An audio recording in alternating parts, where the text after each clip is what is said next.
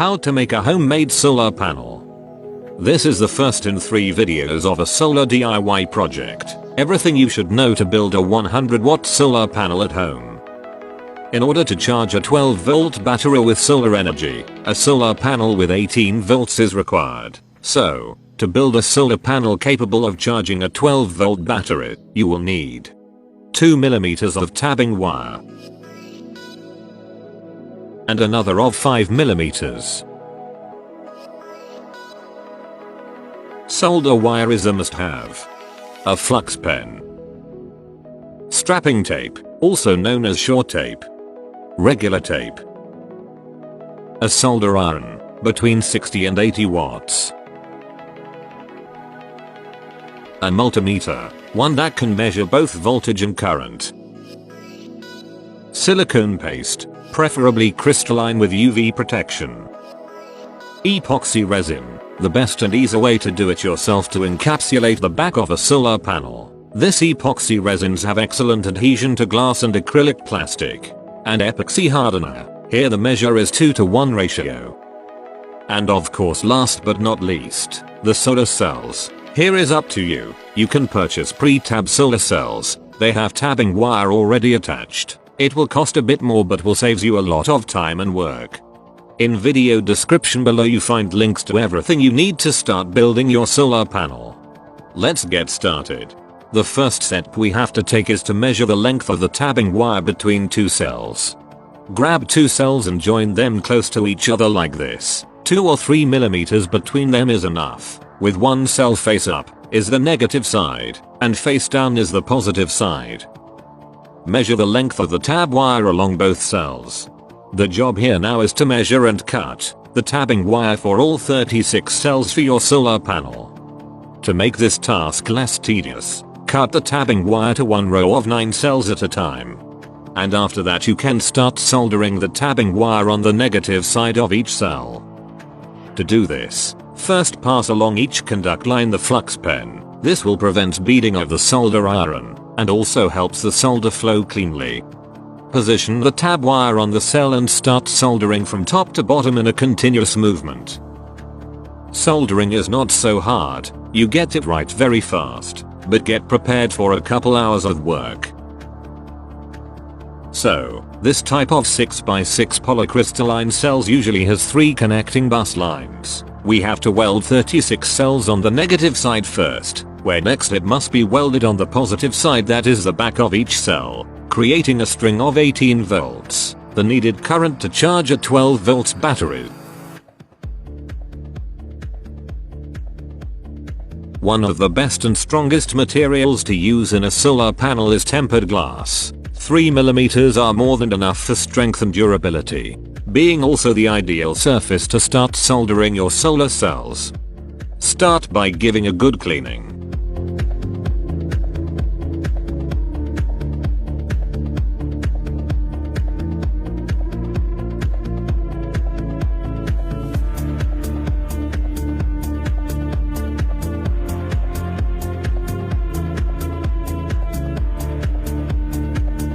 Now with a clean surface we can start put things together, but first let's again see how a solar panel works.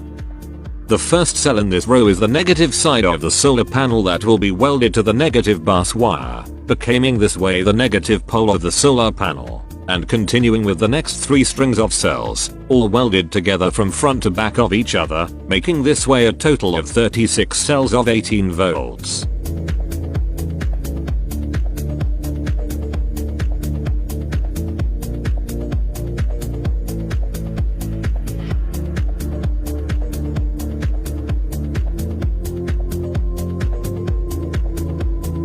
Another thing to note is that solar cells are very fragile. For this reason, and almost guarantee you will break one or more cells, even if it is a very small crack, you can use regular tape and repair it easily. Now that you know how a solar panel works, it's time to connect all cells together. To make this task much easier, here are some tips you can use to do this correctly. It is convenient to use a type of tweezers or even a weight to hold the wire in the correct place to weld. Here I am using a scissor, which works very well. Another useful tip is to use normal tape to hold the cells in place. In this way they remain aligned, helping you to weld more easily and quickly. And if the tabbing wire is a bit long, simply cut off the loose ends when you finish the job.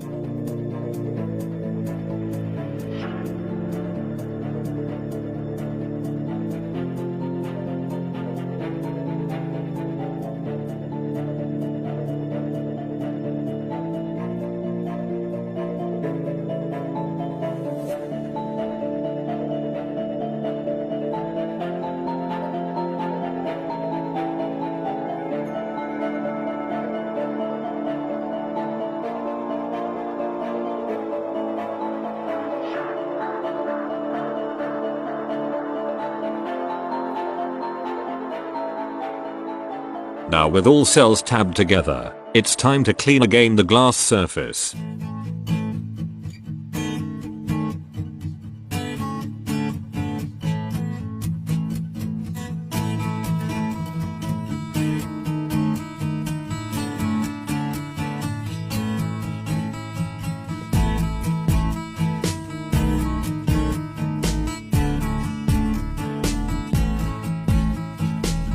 Now with the glass clean, it's time to position and secure the cells in place. By measuring the string of cells closest to the edge of the glass, we find the margin on all sides of the panel.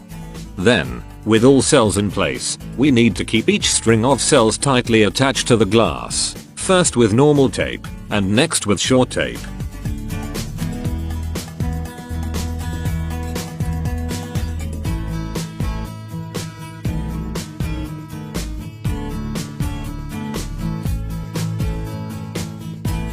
Now pass the short tape from top to bottom between each string of cells, and at the same time it is convenient to double check for any broken cells, even if there is a slight crack, because if there is, the encapsulation will pass through it, and the epoxy resin will eventually yellow over time.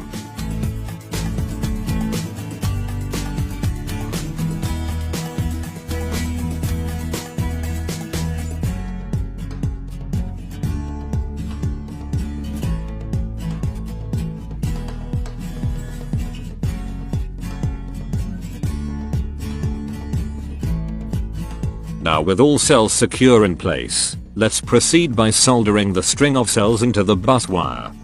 Start by cutting a 5mm wide tabbing wire to the width size of the two middle cell strings, and secure the bus wire with regular tape.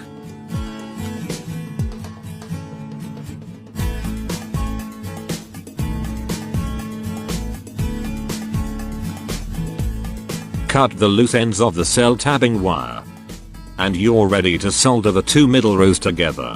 Here I will weld the tab wire from the positive side of the cell to the bus wire, which will then weld to the negative side of next string of cells. Easy, as you will see right away.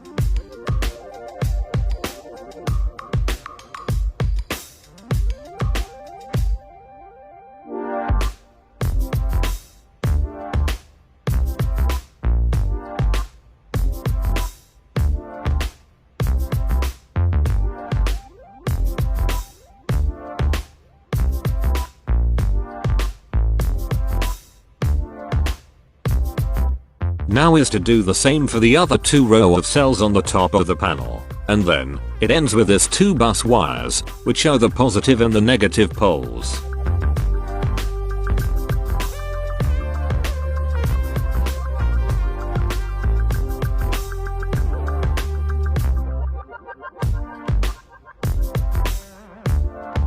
And after this, with a string of 36 cells connected to the positive and negative bus wire, we have to test if we have a promising solar panel.